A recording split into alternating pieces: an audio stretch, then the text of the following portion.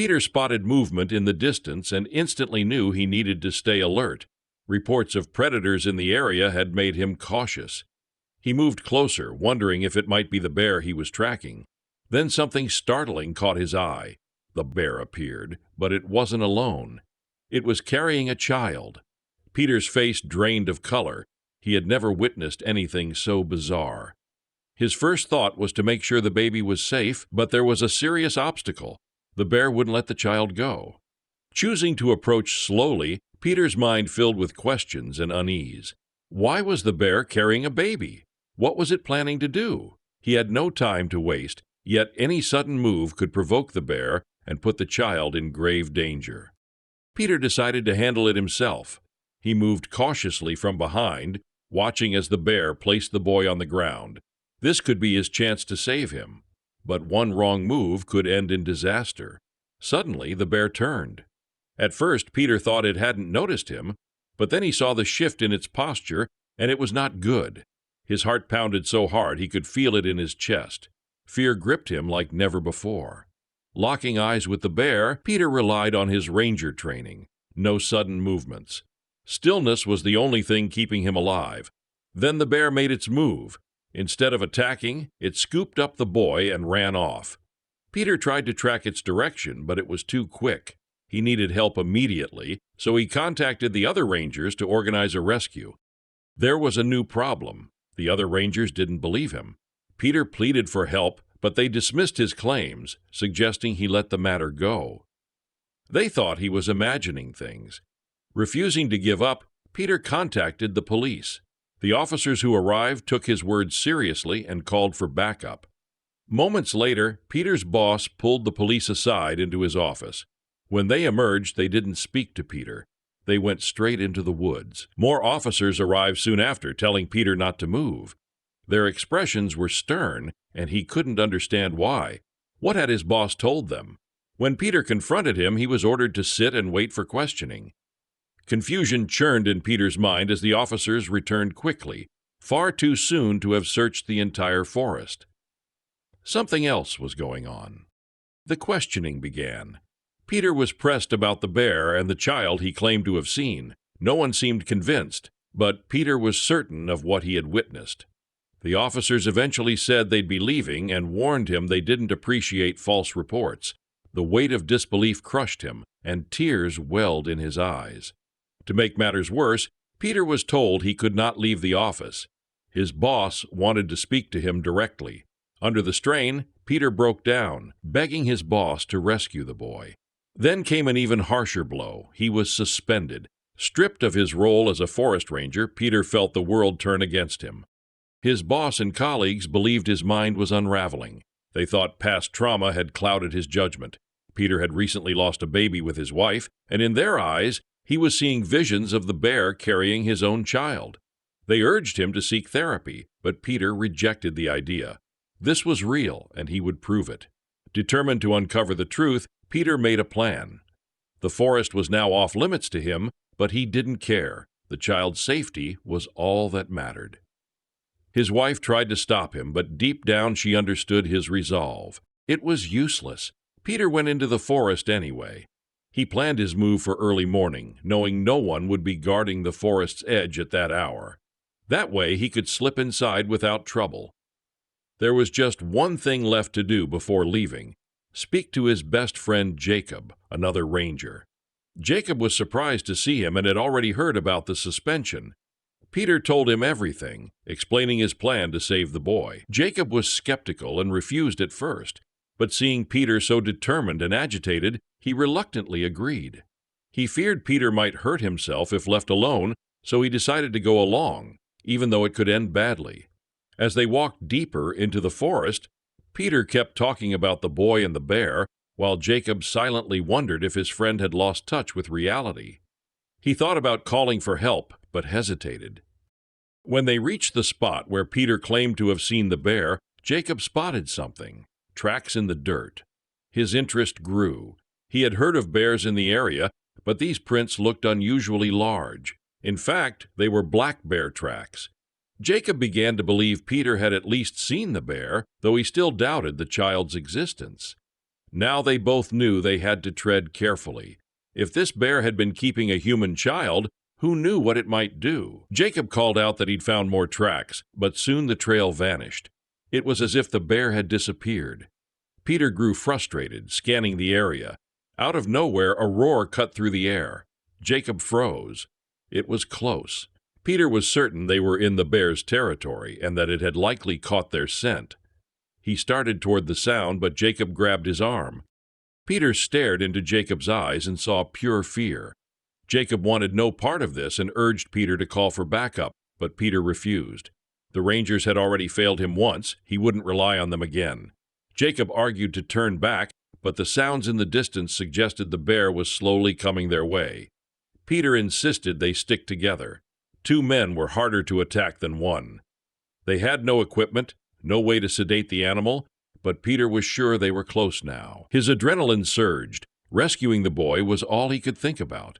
Then Jacob suddenly gasped. Ahead was a cave. It didn't look ordinary. Following the tracks, they approached and stepped inside.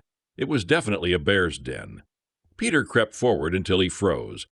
There, in the shadows, was the bear. His heart pounded, but now he knew he hadn't been imagining things. Even Jacob was convinced, and more terrified than ever.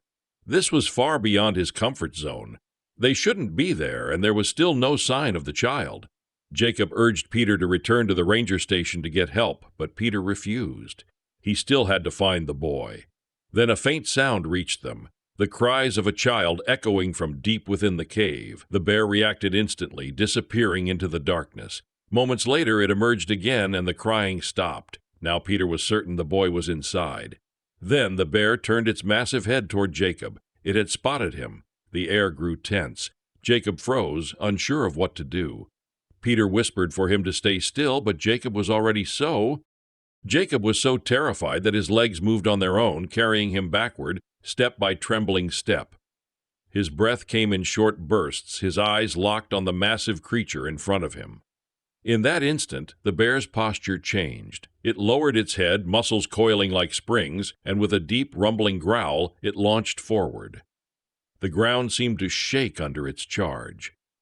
Peter shouted, waving his arms, trying desperately to pull the animal's attention away, but the bear was locked on Jacob and nothing else. Panic surged through Jacob as he spun around and bolted, his boots thudding hard against the earth. Every step he took, he could hear the heavy, pounding rhythm of the bear right behind him. Then the worst happened. His foot caught on a root, and he went sprawling. The sharp sting of pain shot through his knee, but instinct took over. He scrambled up and darted toward the nearest tree, grabbing the rough bark and hauling himself upward with every ounce of strength he had left. The bear skidded to a halt at the base, rearing up on its hind legs. Its huge claws raked at the trunk as it tried to drag Jacob down. Bark splintered and rained from above, but Jacob climbed higher, his fingers gripping for dear life.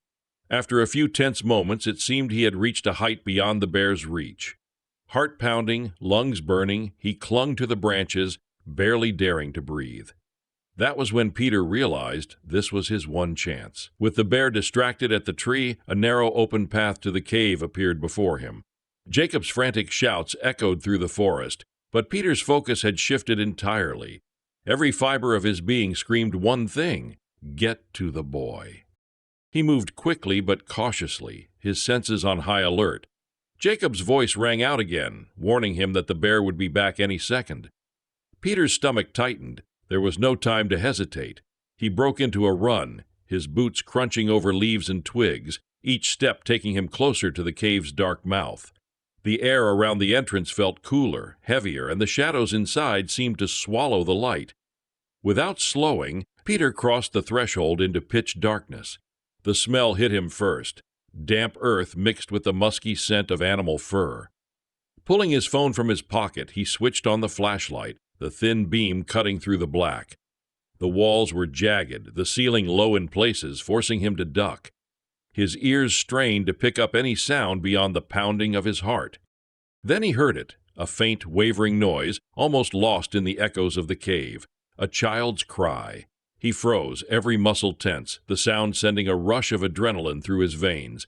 Following the cry, he stepped deeper into the cave, his light catching on something small and still. His chest tightened. It was the boy. Peter hurried forward, dropping to his knees and scooping the child into his arms. At first glance, the boy was unharmed, though his cheeks were flushed and his clothes dusty. Relief washed over Peter in an almost dizzying wave, but it lasted only seconds. From somewhere behind him came the low, unmistakable sound of footsteps, heavy and deliberate. The bear was coming back. Peter's instinct screamed at him to hide, so he switched off his light, plunging himself into darkness. The boy whimpered softly, then his whimper became a cry, louder, sharper, echoing off the stone walls. Peter tried to soothe him, whispering urgently, but the cries only grew. A shadow moved at the cave entrance, blocking what little light there was. The bear had found them. Switching his light back on, Peter found himself staring directly into its dark, unblinking eyes. The animal took a slow, cautious step forward, its massive frame filling the narrow space. Peter's grip on the child tightened. Suddenly, sharp cracks echoed through the cave, the hiss and thud of darts striking flesh. The bear stumbled, then let out a groggy growl before sinking to the ground. Peter's eyes darted to the cave mouth, where a group of rangers appeared, weapons at the ready. Voices shouted, boots pounded. Jacob had called them before they had even entered the forest. Relief mixed with shock, but the danger wasn't over.